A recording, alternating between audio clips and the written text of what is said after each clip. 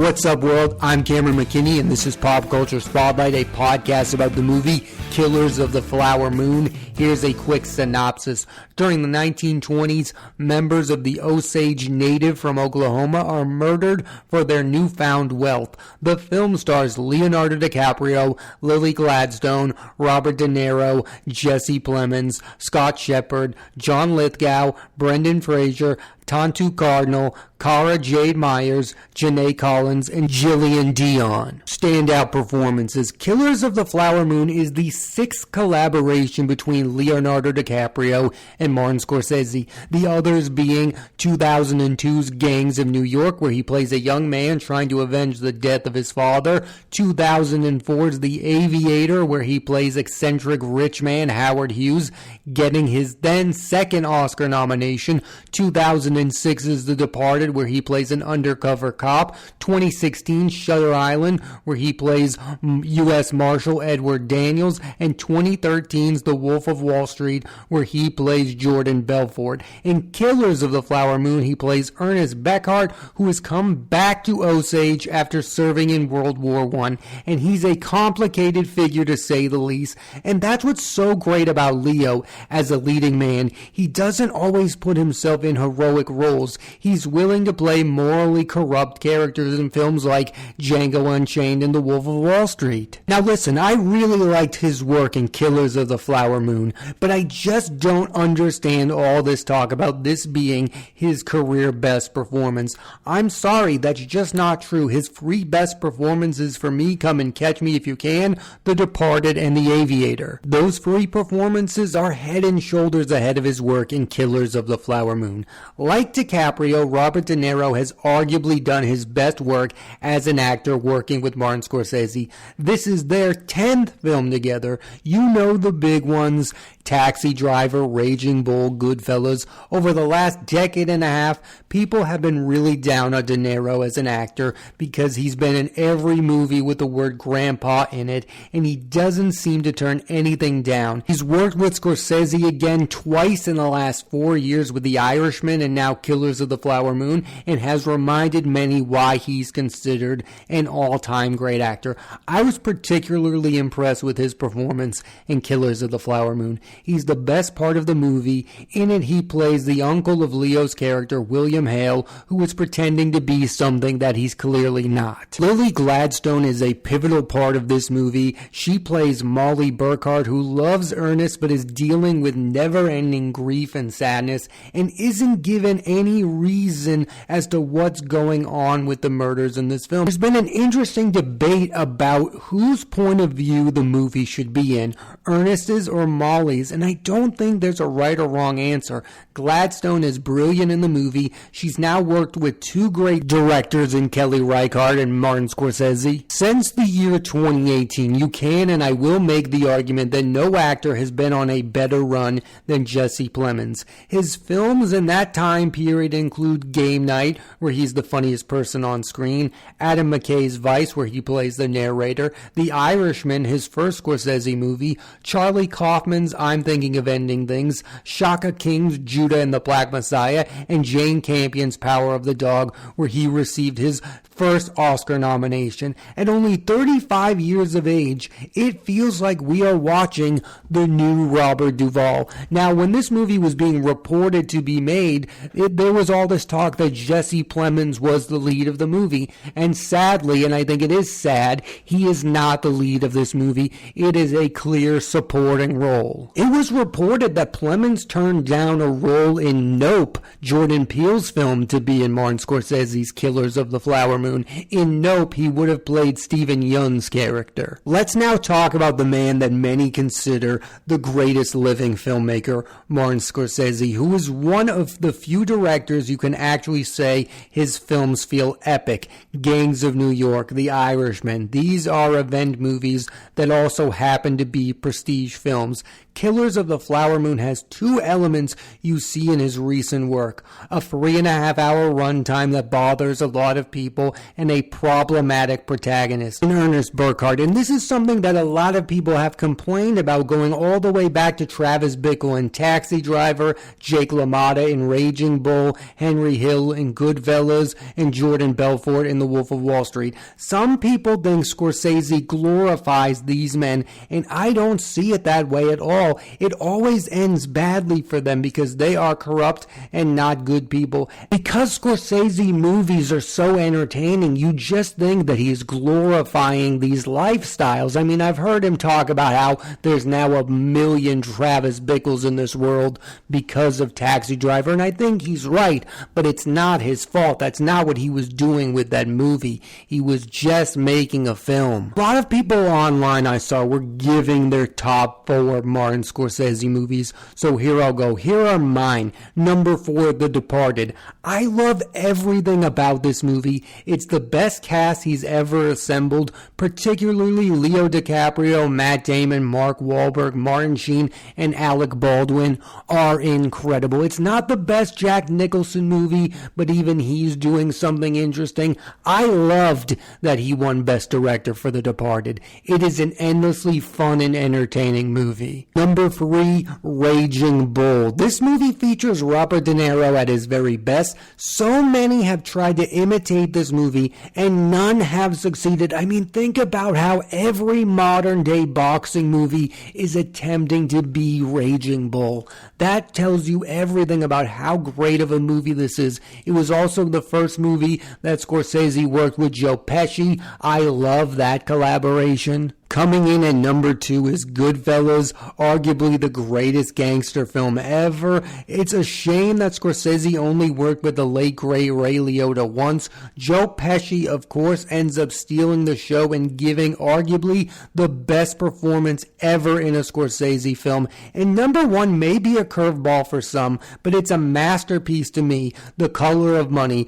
Paul Newman deserved that Oscar. It wasn't a makeup Oscar like a lot of people pretend that it was, and Tom Cruise gives one of his best performances, and Forrest Whitaker comes in for one of the best one-scene performances of all time. Yeah, maybe it's not as thought-provoking as many of his other films, and it's not as deep, and it's not saying a whole lot, but man, is that a great movie that is so well made. Again, Paul Newman is on fire in that movie. And a young Tom Cruise who at that period was on a mission to work with every great filmmaker. Getting back to Killers of the Flower Moon, as good as I think it is, it's not top tier Scorsese, and that's okay. It's the same I feel about recent Steven Spielberg movies, West Side Story and The Fabelmans. They are great movies, and they don't need to be compared to his earlier works because it's unfair to do so. No one is going to like Killers of the Flower Moon over Goodfellas, so why even bother having that conversation? I don't think it's fair to talk about a director's filmography and compare all of his films to his best films, especially when we're talking about the guy who made Raging Bull, Taxi Driver, and Goodfellas. Obviously, Killers of the Flower Moon are not in that wheelhouse of films. And part of that has to do with those films have a legacy. They've been out for so long. Everyone's seen those movies for generations on generations. Why do we need to call a new movie better than those older films? That's insane. Let this movie have its time. Maybe it will grow in my estimation over the years, but right now it doesn't feel as big as those other movies. But again, those other movies already had a legacy when I watched them. Maybe years from now, maybe a decade from now, Killers of the Flower Moon will be in that conversation of films, but it's way too early to tell. And those people that are saying that it is, I think that's insane. Everyone loves to talk about Martin Scorsese's distaste for superhero movies. I'm going to be honest, I have no interest in that. One thing that he did say recently that intrigued me was what he had to say about Quentin Tarantino retiring after making 10 movies, telling the AP, quote, "Tarantino's a writer. It's a different thing. I come up with stories. I get attracted to stories through other people, all different means, different ways, and so I think it's a different process. I respect writers, and I wish I could just be in a room and create these novels, not films, novels." It's worth noting Scorsese has co-written the screenplays to Mean Streets, Goodfellas, The Age of Innocence, Casino, Silence and did uncredited work on Raging Bull and The Last Temptation of Christ, so he does have a history of writing some of his movies. I think we're just living in the era where the writer-director is king. Guys like Quentin Tarantino and Paul Thomas Anderson, they are just thought of as all-powerful, all-knowing filmmakers over guys like Steven Spielberg and Martin Scorsese. I believe Steven Spielberg is the best director of all time. I don't care that he doesn't write his movies. I think it's impressive that he can go from movie to movie without writing many of the scripts. And I feel similarly towards Scorsese. I think it's impressive that he's not writing all of these movies, yet he's making them really high quality. He cares about the movies just as much as a guy who wrote the script. Yes, I love writer-directors. I love watching a Paul Thomas Anderson movie and going, what is this guy really saying about this moment? But just because he wrote the movies doesn't necessarily put him above people like Spielberg and Scorsese. I also think even if Spielberg and Scorsese didn't write the movies they are directing, they are just as heavily involved as the writers of those movies, and in some cases, they are choosing the writers and they are choosing the direction to where the story goes. They're just prolific directors who want to keep directing movies, so they don't always sit down and write the films themselves. If we're being honest, I prefer Martin Scorsese as a director over Quentin Tarantino, who I love as well. They're both great filmmakers. Quentin Tarantino, he's a great writer-director. Maybe he's one of the best screenwriters of all time, but he is not a better director than Martin Scorsese. What's interesting about Killers of the Flower Moon is there was a reported different version of it, one where Jesse Plemons' character, Tom White, was the lead of the film, and it would have focused more on the investigation aspect of the Osage murders. And it's hard to say if the right or wrong choice was made. I like the movie that was made, but I heard Martin Scorsese talking about this, that if they had made that FBI-driven movie, it would have felt like a movie that had been made before. The people that have an issue with this version of a movie have an issue with the Ernest Burkhart character. Like, what is this movie's feeling towards that character? Are they trying to portray him as a loving husband who just did something wrong and made a mistake? Well, I believe that most people want him to be portrayed as a vile, terrible human being. What the movie is going for is complicated, and I think that's what the movie achieved. This is a complicated character. He's not just one thing. Box office. So far, Killers of the Flower Moon has made $86 million worldwide, which is okay, but some thought it might do better because of the success of Christopher Nolan's Oppenheimer. But not every 3.5-hour movie is going to make close to $1 billion. What this movie has in its favor is the star power from the actors and the director. I think people know what to expect from a movie like this. If they've seen The Irishman, they know what they're getting from Martin Scorsese, and he has avid fans. I also think he has people that aren't willing to see his movies. I don't think the average person loves his recent works. I don't think his recent movies are as popular as the films that made him famous. I don't think that The Irishman is Goodfellas in people's estimations. And I think comparing his recent movies to recent Christopher Nolan movies is kind of ridiculous because Christopher Nolan is at the peak of his powers. Dunkirk makes $500 million.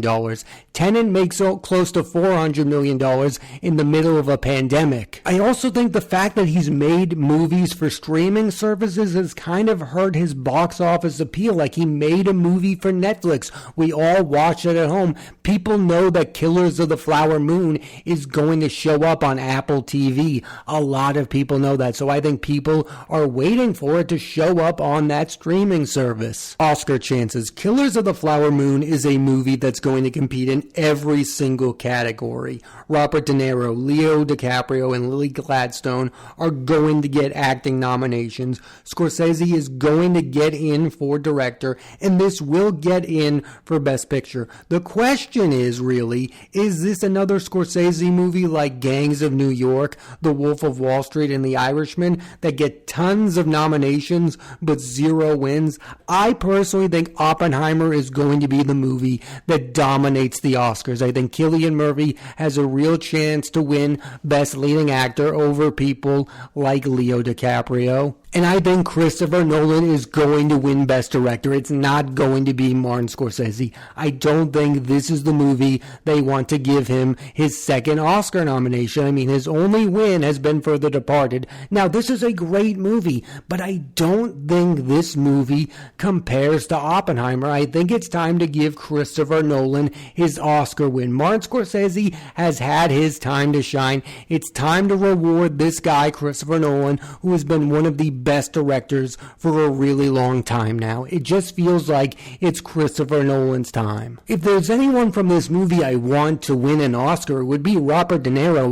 I would love for him to compete in the Best Supporting Actor category. I mean, yes, he would be going up against Robert Downey Jr., who gave a great performance in Oppenheimer, but I wouldn't be mad if either of those two ended up winning the Oscar. They both gave really great performances and reminded everyone why they are such great movie stars. Again, as much as I like this movie, I would be really surprised if it ended up being a winning Oscar-y type movie. I just don't look at anyone in this movie and go, wow, give them the Oscar automatically. And I just can't live in a world where Leonardo DiCaprio gets an Oscar for this and The Revenant over movies like The Departed and The Wolf of Wall Street. That would just be insane. It would also be the most Oscar-y thing they could ever do, so maybe it's going to happen. I just can't fathom it at this moment. He is really good in this movie. It's not one of his top 3 performances. It's probably not in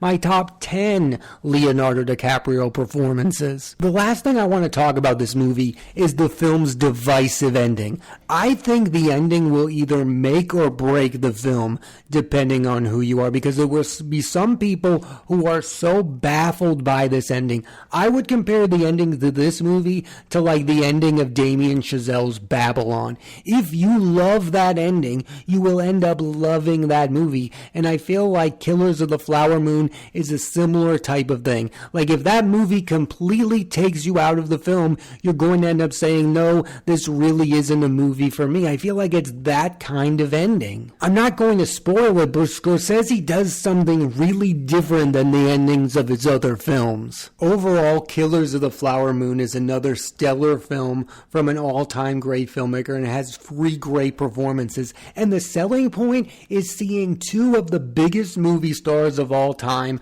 share the screen with one another, working with one of the best directors of all time. I mean, it's really about Robert De Niro and Leonardo DiCaprio. They've each individually done their best work with Martin Scorsese, but now for the first time, the 2 of them are working together on a film with him. I mean, we could go all the way back to This Boy's Life, where Robert De Niro acted alongside a young Leo DiCaprio. I mean, what's really surprising is it took them this long to do a movie together with Martin Scorsese. I mean, why wasn't De Niro in The Departed? Why wasn't he in The Aviator? There's so many Scorsese-Leo movies that I just wish had Robert De Niro in them, because he would have been perfect in some type of capacity in those films. I mean, there wasn't one part for him in The Wolf of Wall Street. It's Robert De Niro. He'll do any acting job. I know, I've seen him in Rocky and Bullwinkle.